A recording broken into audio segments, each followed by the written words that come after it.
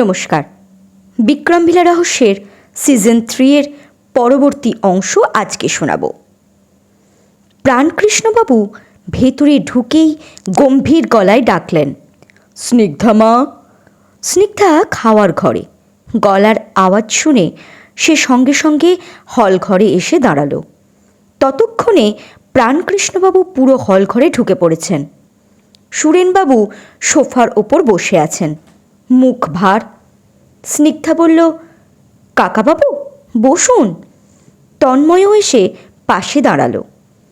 প্রাণকৃষ্ণবাবুর চারপাশে একবার তাকিয়ে নিয়ে সোজা প্রশ্ন করলেন, মা, যে মহিলা কাজ করতে এসেছে সে কি এখনও আছে নাকি চলে গেছে? স্নিগ্ধা একটু অবাক হয়ে বলল, আছে। কেন কাকাবাবু? প্রাণকৃষ্ণবাবুর চোখের দৃষ্টি আরও কঠিন হয়ে উঠল। ওকে একটু ডেকে দাও তো। সুরেনবাবু কৌতূহল চাপতে না পেরে জিজ্ঞাসা করলেন, কি হয়েছে রে? প্রাণকৃষ্ণবাবু সংক্ষিপ্ত উত্তর দিলেন, দরকার আছে। মহিলাটি সুরেনবাবুর ঘর মুছছে। স্নিগ্ধা সেখানে গিয়ে নরম গলায় বলল, একটু আমার সঙ্গে এসো তো। মহিলাটি কিছু না বলে মোছার কাপড়টা মেঝের পাশে রেখে দিল। শাড়ির আঁচলে হাত মুছতে মুছতে নিঃশব্দে স্নিগ্ধার সঙ্গে হল ঘরে এসে দাঁড়ালো। প্রাণকৃষ্ণবাবু তাকে দেখা মাত্রই অবাক হয়ে বললেন, তুমি তুমি এসেছো এ বাড়িতে কাজ করতে?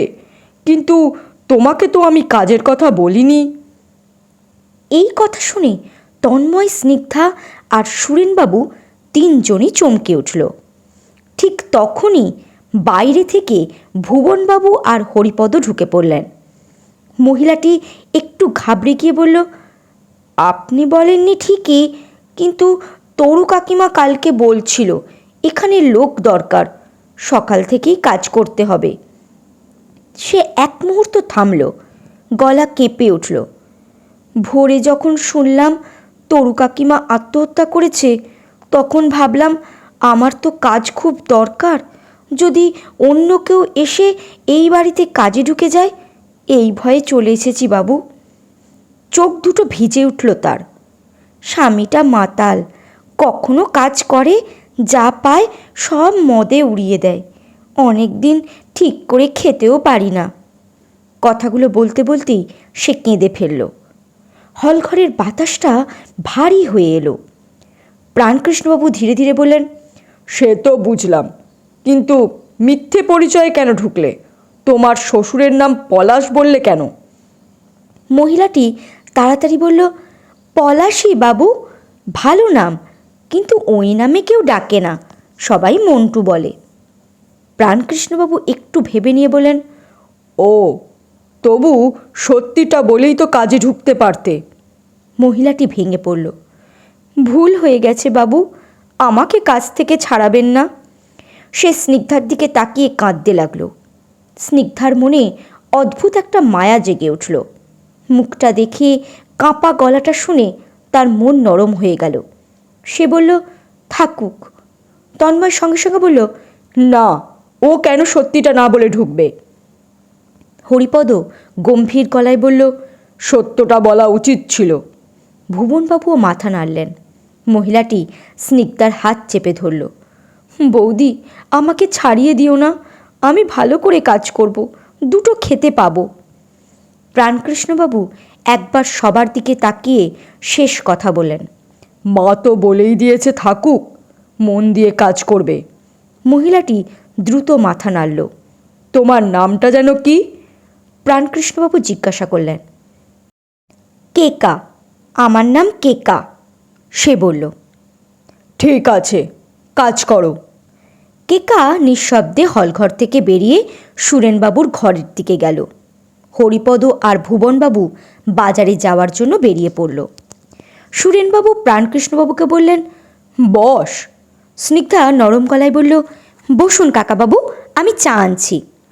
প্রাণকৃষ্ণবাবু সঙ্গে সঙ্গে হাত তুলে বললেন, না, আমি খাবো না, তোমাদের তো সকালের খাওয়াই হয়নি। তিনি একটু থেমে গম্ভীর মুখে বললেন, তোমার কাকিমা রুটি তরকারি করছে তোমাদের জন্য, আমাকে বলতে বলেছিল, কিন্তু তরুর আত্মহত্যার কথা শুনে আমি ওদের বাড়ি দেখতে গিয়েছিলাম, তাই বলা হয়নি। কথার মাঝেই তার গলা ভারী হয়ে এলো। সবাই তো জানতো ওরা সুখী পরিবার, তবু যে কেন বউটা আত্মহত্যা করলো কিছুতেই মাথায় ঢুকছে না। এই সময় হল ঘরে ঢুকলো তরুণ, হাতে একটা বড় প্লাস্টিকের প্যাকেট।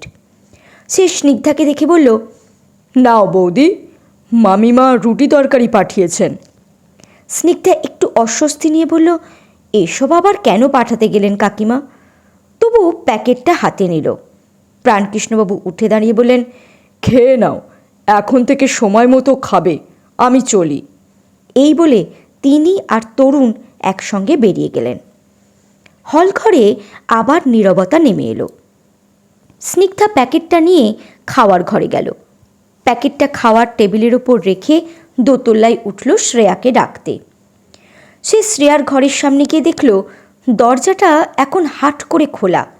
শ্রেয়ার ড্রেসিং টেবিলের সামনে দাঁড়িয়ে চুল আঁচড়াচ্ছে।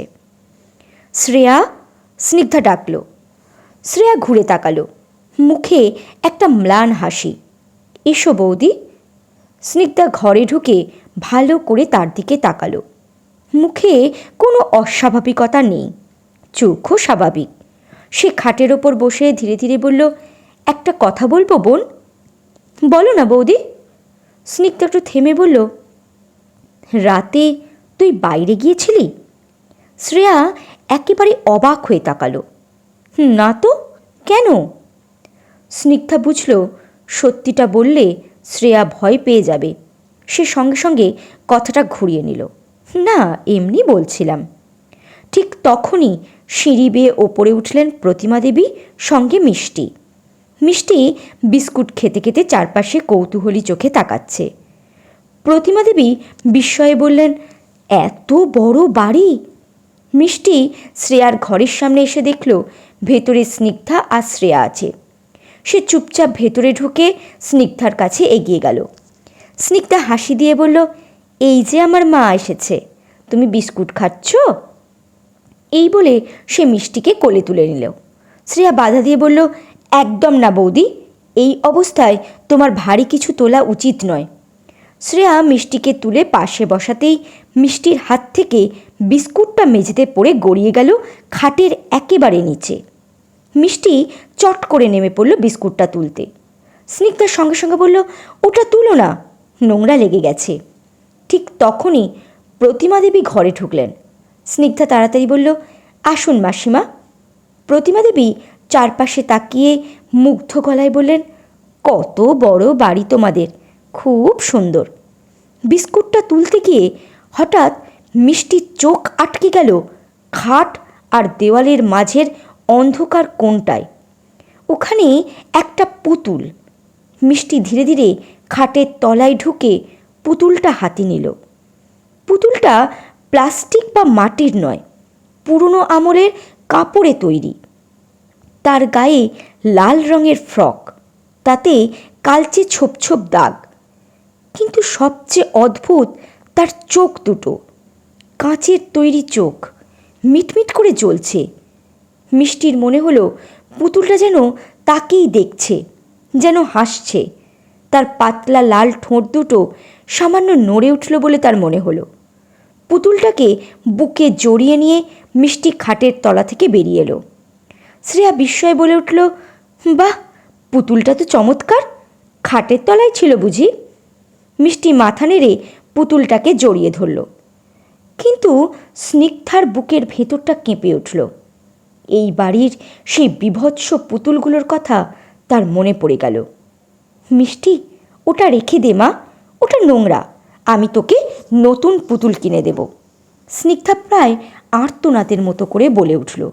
সে হাত বাড়িয়ে পুতুলটা কেড়ে নিতে গেল, কিন্তু মিষ্টি কিছুতেই ছাড়ল না।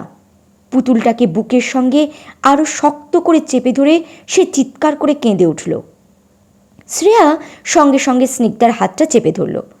থাক না বৌদি, বাচ্চা মানুষ, শখ হয়েছে, আর পুতুলটাও তো দেখতে বেশ সুন্দর।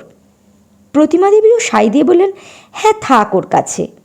স্নিগ্ধা আর কিছু বলতে পারল না, নিজেকে বোঝালো হয়তো এটা কণিকারই পুতুল ছিল। সে ধীরে ধীরে বলল, চল খেতে নামি। তারা ঘর থেকে বেরিয়ে সিঁড়ি দিয়ে নামতে লাগলো। মিষ্টি শক্ত করে পুতুলটাকে বুকে আঁকড়ে ধরে আছে। হঠাৎ স্নিগ্ধার চোখ পড়ল মিষ্টির কোলে থাকা পুতুলটার মাথাটা সামান্য কাত হয়ে ঠিক স্নিগ্ধার দিকেই তাকিয়ে আছে। কাঁচের চোখ দুটোর ভেতর যেন এক পৈশাচিক আনন্দের ঝিলিক খেলে গেল। মিষ্টির দুহাতে ধরা পুতুলটার পা দুটো ঝুলছে, ঠিক যেন সে নিজেই হেঁটে নিচে নামার অপেক্ষায় আছে। আর পুতুলটার মুখে একটা অদ্ভুত নিঃশব্দ হাসি। স্নিগ্ধা কেঁপে উঠল।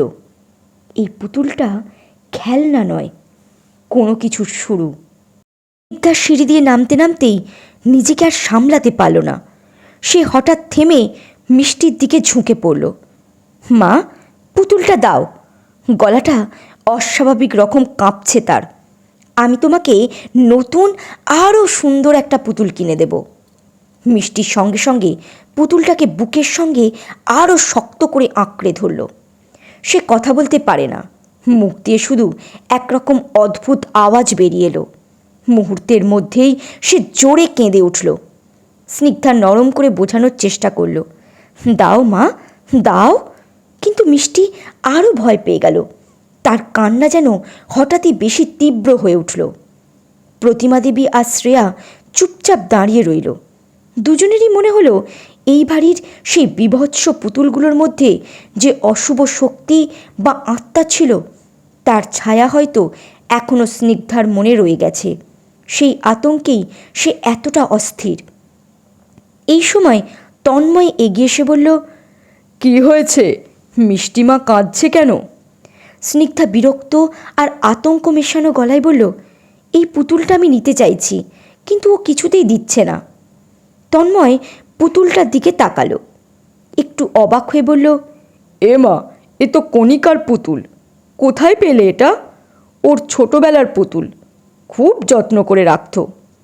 শ্রেয়া ধীরে ধীরে বলল, আমি যে ঘরটায় থাকছি সেই ঘরের খাটের তলায় ছিল। তন্ময় কাঁধ ঝাঁকিয়ে বলল, পুতুলটা থাক না ওর কাছে, খেলুক ও।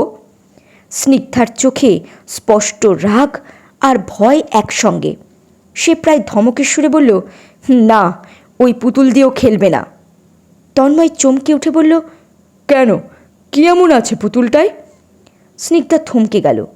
তারপর ধীরে কিন্তু জোর গলায় বলল, কারণ আছে। সে আবার জোর করে পুতুলটা নেওয়ার চেষ্টা করল, কিন্তু মিষ্টির কান্না আরও বেড়ে গেল। সেই কান্নার শব্দে তন্ময় বিরক্ত হয়ে উঠল। সে বলল, জোর করছো কেন?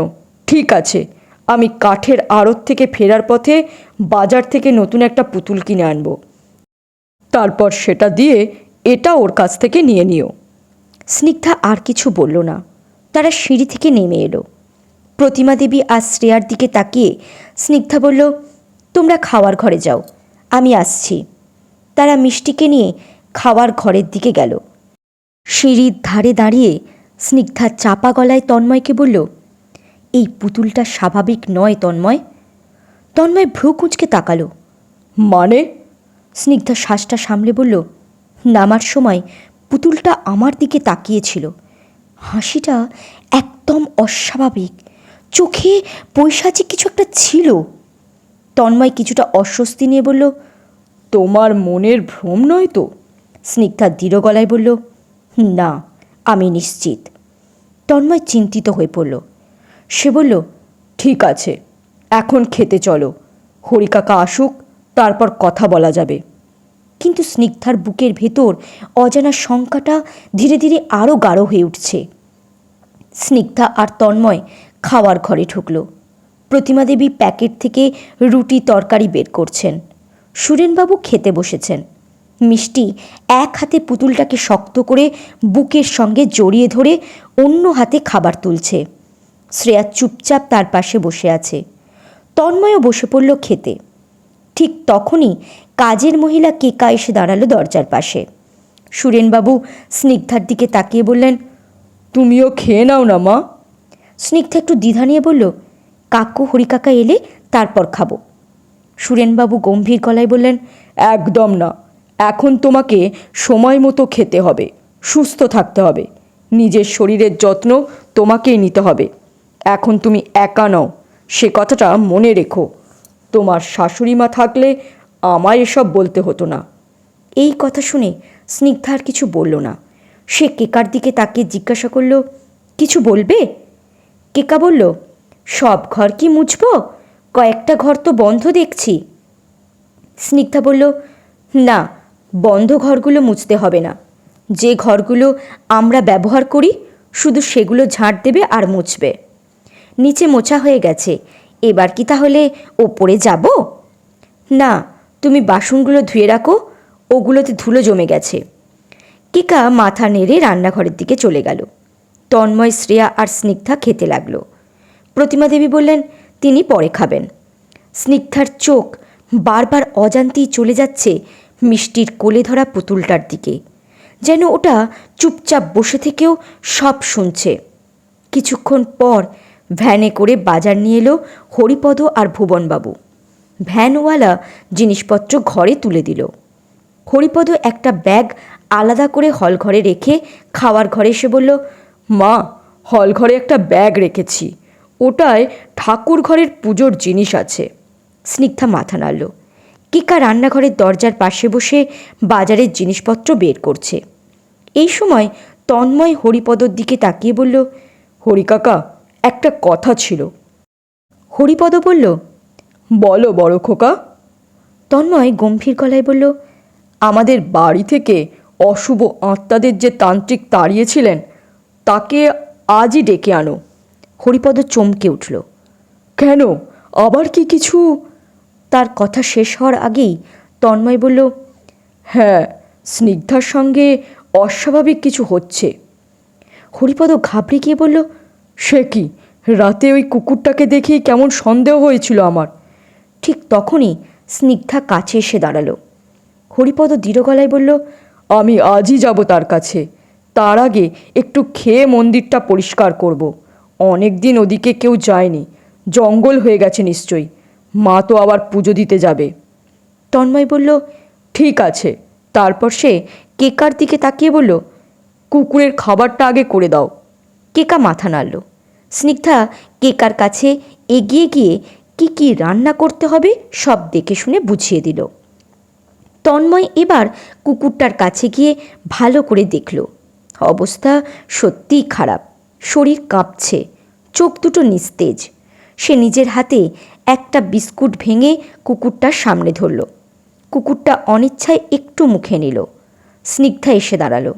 তন্ময় তার দিকে তাকিয়ে বলল, আমি একে পশু চিকিৎসা কেন্দ্রে নিয়ে যাচ্ছি, তারপর কাঠের আড়তে যাব। কথা শেষ করেই সে বাইরে বেরিয়ে একটা টোটো ডাকল। কুকুরটাকে কোলে তুলে টোটোয় বসিয়ে চলে গেল। স্নিগ্ধা দোতলায় গিয়ে ঘরটা গোছগাছ করে স্নান সেরে নিচে এলো। কেকার রান্না হয়ে গেছে। সে রান্নাঘরটা ভালো করে পরিষ্কার করে বলল, আমি আসি বৌদি, বিকেলে আবার আসব। এই বলে কেকা চলে গেল। স্নিগ্ধা প্রতিমা দেবীর দিকে তাকিয়ে বলল, মাসিমা, মিষ্টি শ্রেয়ার দিকে একটু নজর রাখবেন। আমি আমাদের মন্দিরে পুজো দিতে যাচ্ছি, এই একটু গিয়েই।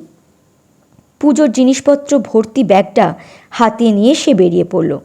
মন্দিরের দিকে যাওয়ার ঢালাই পথটা পরিষ্কার দেখে বুঝল হরিকাকা নিশ্চয়ই পরিষ্কার করেছে। মন্দিরের কাছে গিয়ে দেখল হরিপদ মন্দিরের সামনে পথের দুপাশের অজানা গাছছোপ কেটে পরিষ্কার করছে। হরিপদ তাকে দেখে বলল, এক্ষুনি কেন পুজো দিতে এসেছো মা? মন্দিরে কি আর পুজো দেওয়ার মতো কিছু আছে? অনেক দিন কেউ ভেতরে ঢোকেনি, ধুলোবালি জমে আছে। আগে পরিষ্কার করি, তারপর পুজো দিও। স্নিগ্ধা শান্ত গলায় বলল, ভেতরটা আমি পরিষ্কার করে নেব, তুমি বাইরেটা দেখো হরিকাকা। হরিপদ আর কিছু বলল না। স্নিগ্ধার চোখ চলে গেল মন্দিরে ওঠার সিঁড়ির দুপাশে দাঁড়িয়ে থাকা সেই অপরূপ নারী মূর্তির দিকে। একসময় এই নারী মূর্তির দুটির ভেতরে আত্মা তার দিকে রাগী ভয়ঙ্কর দৃষ্টিতে তাকাতো। সেই স্মৃতি মনে পড়তেই স্নিগ্ধার বুকটা কেঁপে উঠল। আজ অবশ্য মূর্তি দুটো একেবারেই স্বাভাবিক। সে জুতো খুলে সিঁড়ি বেয়ে ওপরে উঠল। মন্দিরের দরজা খুলে প্রথমেই সে কালী মূর্তি থাকা ঘরটির দরজা খুলল। ভেতরে অন্ধকার, কটু গন্ধ নাকে এসে আঘাত করল। সে সুইচ টিপল, আলো জ্বলল না। জানলা খুলে দিতেই বাইরে থেকে ঢুকে পড়া আলো কালীমূর্তির গায়ে পড়ল। কালীমূর্তির গায়ে লালচে ছোপ ছোপ দাগ পড়ে আছে। মূর্তির পায়ের কাছে ছড়ানো ছাই, তার মধ্যে পোড়া কিছু জিনিসের ভগ্নাংশ। বাতাসে ভাসা তীব্র গন্ধটা মদের বলেই মনে হলো তার। স্নিগ্ধা কেঁপে উঠে চিৎকার করে বলল, হরি কাকা, এদিকে এসো। স্নিগ্ধার উদ্বিগ্ন গলার ডাক শুনে হরিপদ দৌড়ে ছুটে এলো। দৃশ্যটা দেখে সে স্তব্ধ হয়ে গেল। কাঁপা গলায় বলল, কে করলো এসব? এ ঘরে কেউ ঢুকে এমন কাজ করেছে? এ যে অমঙ্গল মা, বড় অমঙ্গল। সে আবার মূর্তির দিকে তাকিয়ে ফিসফিস করে বলল, মা কালীর গায়ে এসব ফেলে কেউ হয়তো আমাদের ভয় দেখাতে চাইছে, নয়তো কোনো অশুভ সাধনা করেছে। এক মুহূর্ত চুপ থেকে সে সিদ্ধান্ত নিল, এক্ষুনি আমাকে সেই তান্ত্রিককে আনতে যেতে হবে। অনেক দূরে থাকে, ফিরতে সময় লাগবে। চলো বাড়ির ভেতরে যাই, আজ আর পুজো করতে হবে না। স্নিগ্ধা পাশের শিবলিঙ্গ রাখা ঘরটিতে ঢুকল। সেখানে গিয়েও তার বুক ধক করে উঠল। শিবলিঙ্গের ওপর ছাই আর লালচে দাগ পড়ে আছে। সে ছুটে এসে বলল, হরি কাকা, ওই ঘরেও একই অবস্থা। হরিপদ আতঙ্কে কেঁপে উঠল। আর এক মুহূর্ত দাঁড়ালো না কেউ। ভয় আর আতঙ্ক নিয়ে দুজনেই মন্দির ছেড়ে বেরিয়ে এলো। গভীর দুশ্চিন্তায় ডুবে তারা বাড়ির ভেতরে ঢুকে পড়ল। হরিপদ দ্রুত নিজের ঘরে গিয়ে পোশাক পাল্টাতে লাগল। তান্ত্রিককে আনতে সে চলে গেল। আর স্নিগ্ধা সোজা গেল প্রতিমা দেবীর ঘরের দিকে। ঘরের দরজা ঠেলে ভেতরে ঢুকেই সে থমকে গেল। ঘর ফাঁকা, কেউ নেই। তার বুকের ভেতর অজানা একটা আশঙ্কা মাথা তুলল। সে মনে মনে ভাবল, হয়তো দোতলায় আছেন। এই সময় হরিপদ পোশাক পাল্টে তাড়াহুড়ো করে বাড়ি থেকে বেরিয়ে গেল তান্ত্রিককে আনতে। স্নিগ্ধা আর দেরি করল না। সে দ্রুত দোতলার সিঁড়ি বেয়ে ওপরে উঠতে লাগলো। প্রতিটা ধাপে তার বুকের ধুকপুক আরও জোরালো হয়ে উঠছে। স্নিগ্ধা দোতলায় উঠল। কোনো ঘর থেকেই সাড়া পেল না। শ্রেয়ার ঘরেও কেউ নেই। একটু অস্থির হয়ে সে নিচে নেমে ভুবনবাবুকে বলল, মাসিমা, মিষ্টি আর শ্রেয়া কোথাও দেখতে পাচ্ছি না কাকু, ওরা কোথায় গেছে জানো? ভুবনবাবু বললেন, প্রতিমাদি বোধহয় পুকুরের ওদিকে গেছে। আমি ওনাকে বলছিলাম, আমাদের বাড়িতে তো পুকুর আছে, সেখানে স্নান করলে সুবিধে হবে। শুনেই স্নিগ্ধার বুকটা ধক করে উঠল। সে আর এক মুহূর্ত দেরি না করে পুকুরের দিকে ছুটল। গিয়ে দেখল শান বাঁধানো ঘাটের সিঁড়িতে বসে আছে মিষ্টি আর শ্রেয়া। মিষ্টির কোলে সেই পুতুলটা। চারপাশে ছড়িয়ে আছে গাছের শুকনো পাতা আর ডালপালা। পুকুর পাড়ে ঝোপঝাড় হয়ে আছে। পুকুরের জল সবুজাব, ধারগুলিতে পুরু শ্যাওলার আস্তরণ। আর ঠিক তখনই তার চোখে পড়ল প্রতিমা দেবী পুকুরের জলে নেমে স্নান করছেন। দৃশ্যটা দেখতেই স্নিগ্ধার মনে পড়ে গেল পুরনো সেই ভয়াবহ ঘটনা, যেদিন পল্লবীর ভাই পল্লবের আত্মা তাকে পুকুরের মাঝখানে টেনে নিয়ে গিয়ে ডুবিয়ে মারতে চেয়েছিল। আর পল্লবী এসে তাকে জল থেকে তুলে এনে বাঁচিয়েছিল। সেই স্মৃতি মনে পড়তেই তার শরীর ঠান্ডা হয়ে গেল। এই বাড়িতে আবার অশুভ কিছুর আভাস পাচ্ছে সে। কারোর ক্ষতি হয়ে যাবে, এই ভয়টাই এখন তাকে তাড়া করছে। সে জোরে বলল, মাসিমা, এখানে স্নান করবেন না, তাড়াতাড়ি উঠে আসুন। প্রতিমা দেবী অবাক হয়ে বললেন, কেন মা? স্নিগ্ধা বলল, পুকুরটা অনেক দিন পরিষ্কার হয়নি, শ্যাওলা জমে আছে, কেউ নামেনি, চারিদিকে ঝোপ জঙ্গল, সাপ পোকামাকড় থাকতে পারে। প্রতিমা দেবী হালকা হেসে বললেন, আমার ঝুপড়ি ঘরের পাশে একটা ডোবা ছিল, সেখানেই চান করতাম মা। কলে চান করা আমার পোষায় না, আর সাপ পোকা তো এখানে কয় দেখছি না তো। স্নিগ্ধা এবার একটু কঠিন স্বরে বলল, না মাসিমা, উঠুন, বাথরুমে গিয়ে স্নান করবেন। মিষ্টি আঙুল দিয়ে পুকুরের দিকে ইশারা করল, তারপর নিজের দিকে দেখিয়ে মাথা নাড়ল। বোঝা গেল সেও পুকুরে চান করতে চায়। স্নিগ্ধা ধমক দিয়ে বলল, না, ঘরে চলো, আমি বাথরুমে নিয়ে গিয়ে স্নান করিয়ে দেব। আর কথা বাড়ালো না কেউ। তিনজনেই পুকুর ছেড়ে বাড়ির দিকে ফিরে এলো। তন্ময় পশু চিকিৎসা কেন্দ্র থেকে কুকুরটাকে নিয়ে ফিরল। কুকুরটার শরীরের বেশিরভাগ জায়গায় মোটা সাদা ব্যান্ডেজ বাঁধা। সামনের পা দুটো, পিঠের একাংশ আর গলার নিচে বড় বড় পট্টি। হাঁটতে পারছে না। তন্ময় কোলে করেই নামালো। স্নিগ্ধা ছুটে এসে বলল, কেমন আছে ও? তন্ময় একটু থেমে বলল, এখন স্থিতিশীল। ডাক্তার বলেছে বাঁচার সম্ভাবনা আছে, তবে খুব সাবধানে রাখতে হবে। ভুবনবাবু জিজ্ঞাসা করলেন, কি হয়েছে ওর? শেয়ালে কামড়েছে নাকি কোনো জন্তুতে? তন্ময় ইচ্ছে করেই কথাটা ঘুরিয়ে বলল, মনে হয় রাস্তার কুকুরে কামড়েছে, হয়তো কোনো খাবারের জন্য মারামারি হয়েছে। স্নিগ্ধা তন্ময়ের মুখের দিকে তাকালো। সে বুঝতে পারল তন্ময় পুরো সত্য বলছে না। প্রতিমা দেবী আঁতকে উঠে বললেন, এত বড় বড় ক্ষত, বাঁচবে তো বাবা? তন্ময় গম্ভীর গলায় বলল, ডাক্তার ওকে অ্যান্টিবায়োটিক দিয়েছেন, ইঞ্জেকশনও দিয়েছেন। রোজ ড্রেসিং করতে হবে। 3 দিন পর আবার দেখাতে নিয়ে যাব। সুরেনবাবু ধীরে ধীরে বললেন, কুকুরটার দিকে তাকালেই বুকটা কেমন করে উঠছে। রকির কথা মনে পড়ে যাচ্ছে। এই কথা শুনে তন্ময়ের মুখ শক্ত হয়ে গেল। কুকুরটাকে সিঁড়িঘরের এক কোণে নরম চাদর পেতে শুয়ে দিল। স্নিগ্ধা কাছে গিয়ে দেখল ব্যান্ডেজের ফাঁক দিয়ে সামান্য লালচে দাগ দেখা যাচ্ছে। কোথাও কোথাও রক্ত জমে কালচে হয়ে গেছে। সে ফিসফিস করে বলল, ডাক্তার কি বলছে ক্ষতগুলো নিয়ে?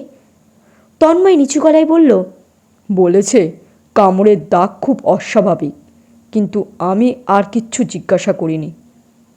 স্নিগ্ধা শিউরে উঠল। তার বুকের ভেতর অজানা আতঙ্ক দানা বাঁধল।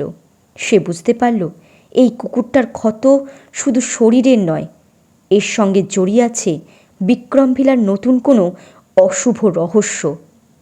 হঠাৎ কুকুরটা খুব আস্তে কুঁইকুই করে উঠল। স্নিগ্ধা তার মাথায় হাত রাখল। কুকুরটার চোখ আধ খোলা।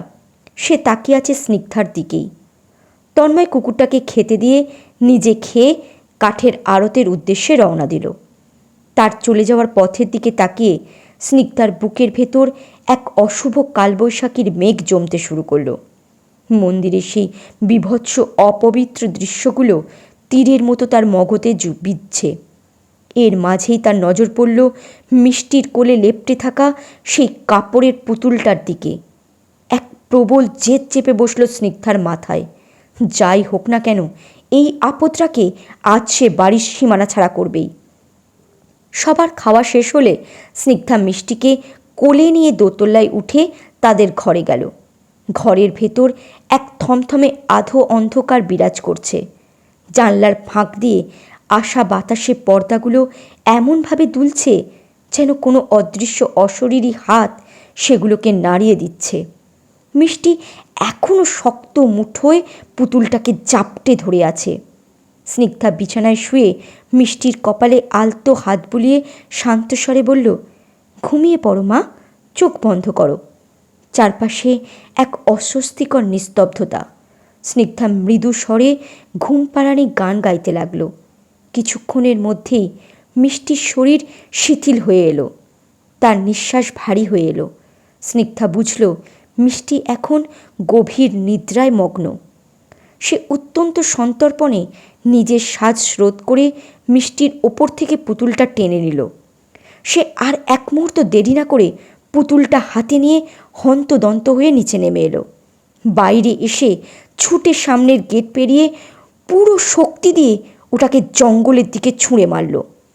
পুতুলটা একটা অব্যাজ্ঞাত বস্তুর মতো লতাপাতার ঝোপে ছিটকে পড়ল।